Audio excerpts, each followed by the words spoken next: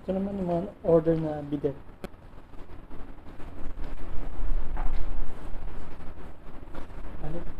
Tatlong pirasong bidet kami na order.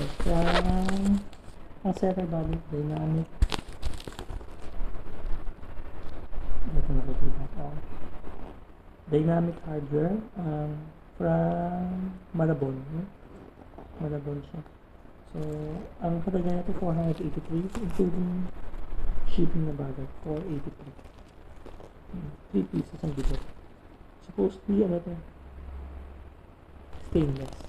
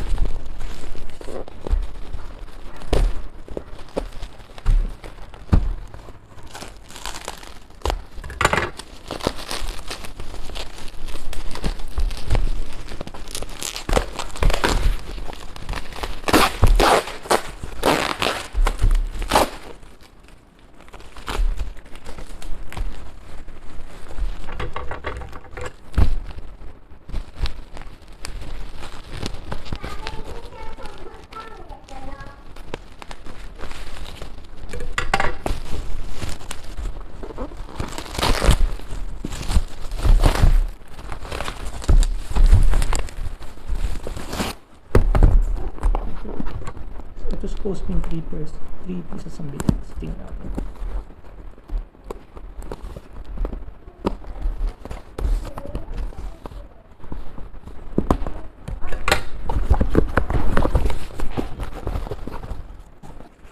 So, ito mismo yung packaging na mas kapon.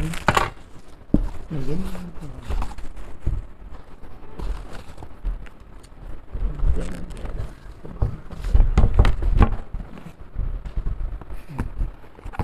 Then, ito, kasama mga tape. Ito yung bidet 1 set, 2 sets, 3 sets. 1, 2, 3. Ang naman na isang bidet, tingnan natin na.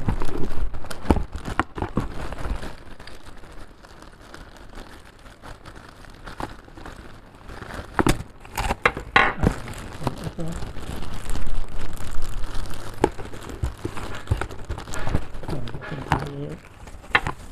Yung pindot-pindot.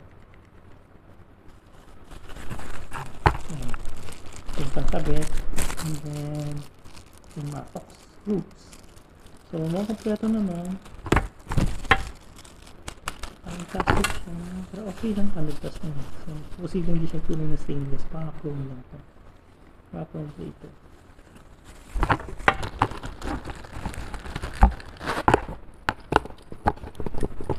Ganito yung quality niya.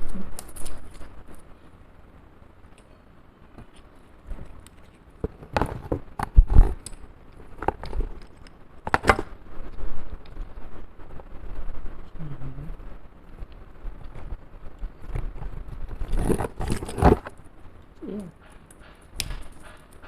So kapag ang seller, mukhang okay naman. Malalaman natin ito pag tinest na ito yung mismo chicken. Ginamit ko. Ibabalik na natin sa ilagin. So yan, ulitin ko lang ito. Ang isa ganito, isa ganito. Itong dipindot. Yung kabitan. Box. Box dito. Wala nang kasama. So yan. So again, ang sarang nito ay sarang ito. Ang sarang nito ay dynamic hardware. So, ako naman siya sa okay.